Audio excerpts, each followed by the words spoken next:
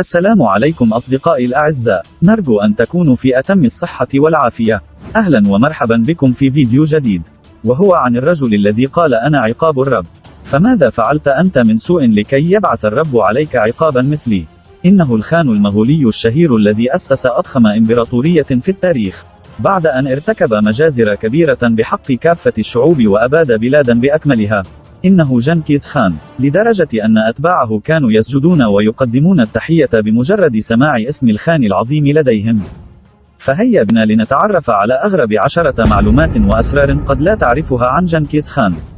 عن طفولته ونشأته، عن صفاته، عن ديانته، عن مقولاته الشهيرة، عن مبادئه، عن موته، وعن قبره المختفي حتى الآن. ولكن أولا وفضلا لا تنسوا دعمنا بإعجاب، وتأكدوا من الاشتراك في القناة، وتفعيل الجرس لتتمكنوا من مشاهدة فيديوهاتنا القادمة. ونبدأ على بركة الله. أولا، جنكيز خان والإمبراطورية المغولية. جنكيز خان هو مؤسس وإمبراطور الإمبراطورية المغولية، والتي اعتبرت أضخم إمبراطورية في التاريخ ككتلة واحدة، توسعت بعد أن قتل الملايين من سكان البلاد التي يحتلها، ولقد ارتكب مجازر كبيرة بحق البشرية، وبرز بعد توحيده عدة قبائل. فبعد إنشائه إمبراطورية المغول وتسميته بجنكيز خان، بدأ بحملاته العسكرية، فهاجم خانات قراخيطان والقوقاز والدولة الخوارزمية وإمبراطورية جين. وفي نهاية حياته كانت إمبراطوريته قد احتلت جزءا ضخما من أواسط آسيا والصين. فكان رجلا سفاكا للدماء، وكان كذلك قائدا عسكريا شديد البأس، وكانت له القدرة على تجميع الناس حوله، وبدأ في التوسع تدريجيا في المناطق المحيطة به. وسرعان ما اتسعت مملكته حتى بلغت حدودها من كوريا شرقا إلى حدود الدولة الخوارزمية الإسلامية غربا، ومن سهول سيبيريا شمالا إلى بحر الصين جنوبا، أي أنها كانت تضم من دول العالم حاليا الصين ومنغوليا وفيتنام وكوريا وتايلاند وأجزاء من سيبيريا، إلى جانب مملكة لاوس وميانمار ونيبال وبوتان. ثانيا، مقولاته المشهورة. ولأنه كان قائدا عسكريا فكان له كاريزما خاصة، فكان يقول: ليس كافيا أن أكون ناجحا، كل الآخرين يجب أن يفشلوا.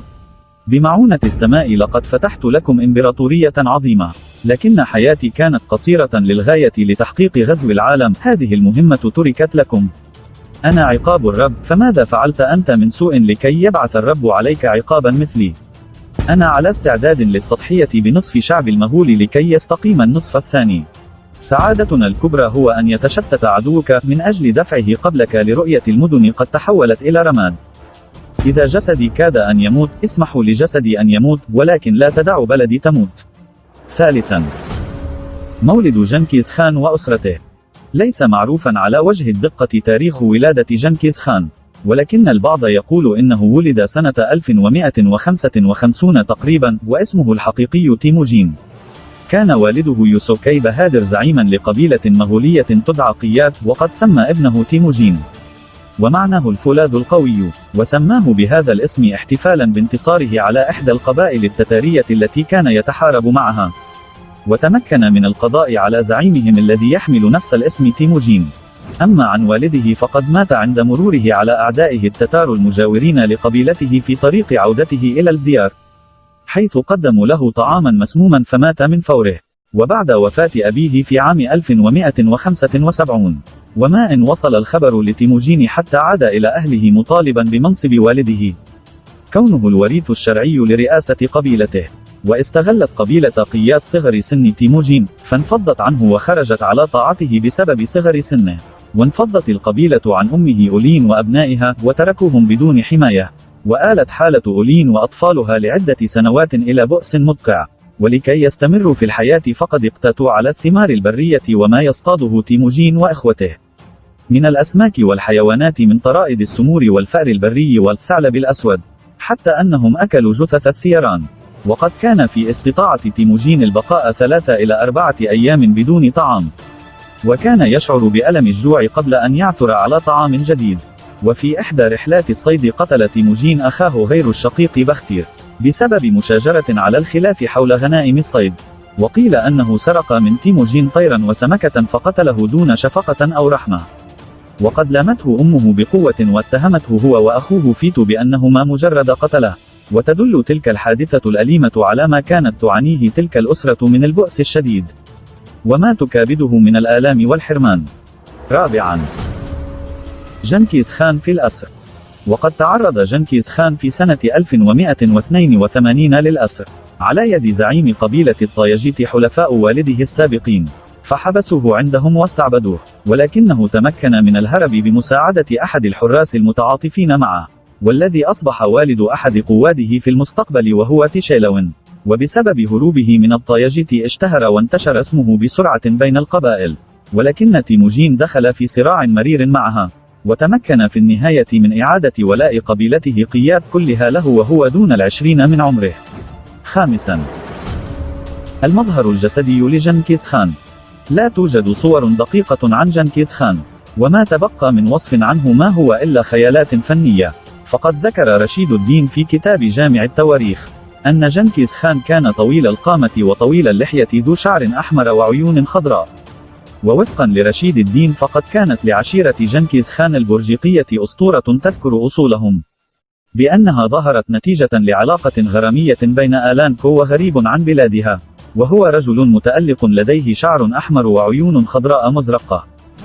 أما المؤرخ الفارسي الجوزجاني فقد وصفه قائلا: عندما جاء إلى خراسان كان رجلا طويل القامة قوي البنية ضخم الجثة، له عينان كعيني القط، وهو في غاية الجلد والدهاء والعقل والهيبة، وكان محاربا عادلا حازما شديد الوطأة على عدوه، شجاعا سفاكا متعطشا للقتال.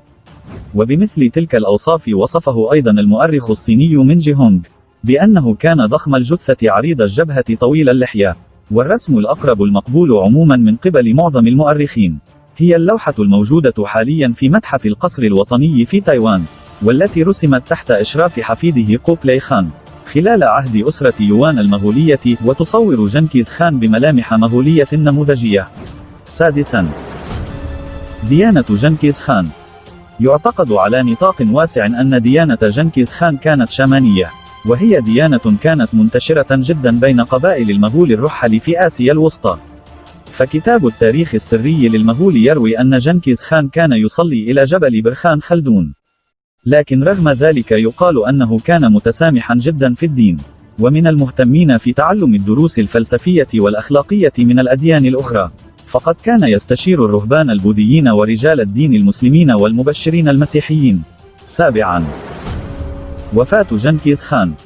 المعلومات التي وردت في المخطوطات القديمة قليلة جدا، ومبعثرة في مصادر مختلفة وغير واضحة تماما. فحسب إحدى الفرديات حاصر المغول عاصمة التانغوت مدينة شوان، وأبدى الملك ليشيان وجيشه مقاومة شرسة أمام جيش المغول، مما جعل جنكيز خان يستشيط غضبا.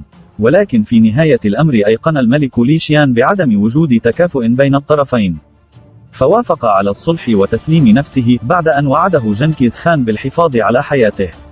غير أن جنكيز خان شعر بقرب نهايته، فأمر قادة جيوشه بعدم نشر هذا الخبر في حال موته، كما أمرهم أيضا بقتل الملك ليشيان عندما يخرج من المدينة المحاصرة وقتل أهلها جميعا.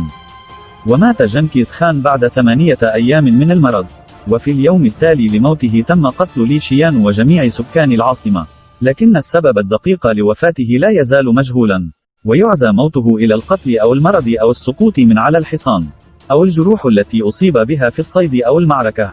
ويعرف أنه اشتد التعب والإرهاق عليه في رحلته الأخيرة، وجلس أمام خيمته متدثرا بالأغطية الثقيلة من الفراء والقماش، ودخل عليه ابنه تولوي فقال له جنكيز خان: لقد اتضح لي الآن أنه يجب أن أترك كل شيء. وكان جنكيز خان قد تجاوز 70 عاما وقيل 60 عاما، ولم يعلن أبناؤه خبر وفاته حتى أقرب المقربين إليه، وتم إبعاد حرسه الخاص عن خيمته، وتم وضع جثمانه في عربة، واستمر في طريق عودته إلى الديار عبر الأراضي الصينية. ولدى وصولهم إلى منابع نهر كيرولين أعلن نبأ الوفاة على الجيش المغولي، وظل جثمانه يتنقل بالدور في القصور الملكية عند زوجاته لإلقاء نظرة الوداع. وتوافد زعماء القبائل والقادة من كل مكان لإلقاء نظرة الوداع على الجثمان. ثامنا، قبر جنكيز خان. وبعد انتهاء مراسم الحداد تم تشكيل كتائب مختارة من الجنود لاصطحاب جثمان جنكيز خان إلى قبره، وفي مكان مجهول على سفح واحد من مرتفعات جبال برقان. تم دفن جنكيز خان في قبر أخفي بطريقة تصعب الاهتداء إليه. وعند وفاة جنكيز خان عام 1227 كانت الإمبراطورية المغولية تمتد من المحيط الهادئ حتى بحر قزوين، أي أنها كانت تبلغ في حجمها ضعفي حجم الإمبراطورية الرومانية ودول الخلافة الإسلامية، ثم توسعت لأكثر من هذا في العهود التي تلت تحت حكم من أتى من ذريته، لدرجة جعلت المغول يعتقدون أن الأرض ومن عليها ملكا للخان العظيم، إلا أن شكوكا حول هذه الشخصية التاريخية ما زالت تحوم حولها. فإلى يومنا الحاضر يجهل المؤرخون والخبراء الشكل الدقيق لوجه جنكيز خان وطريقة وفاته ومكان قبره. وبناء على الأسطورة الشهيرة التي تناقلتها أجيال عديدة تجعل قبر جنكيز خان لغزا محير. فإثر وفاة القائد المغولي أقام الجنود جنازة مهيبة لسيدهم لبوا خلالها رغبته الأخيرة بأن يحفظ قبره في مكان بعيد عن الأنظار. وخلال تلك الفترة أقدم الجنود المغول الذين كلفوا بعملية دفن جنكيز خان على قتل كل إنسان شاهد الجنازة، وبعدها أقدم الجنود على تسوية التربة فوق القبر لإخفاء مكانه عن طريق تسيير آلاف الأحصنة فوقه، كما أقدموا أيضا على تحويل مجرى أحد الأنهار كي يمر فوق القبر. وعقب كل ذلك أقدم الجنود على الانتحار ليظل مكان جثة الخان العظيم سريا، وبقي موضع الدفن سرا من الأسرار كما هي العادة عند المغول. وحتى اليوم يعد مكان قبر جنكيز خان لغزا محيرا، حيث فشلت جميع الجهود الهادفة للعثور عليه. 9.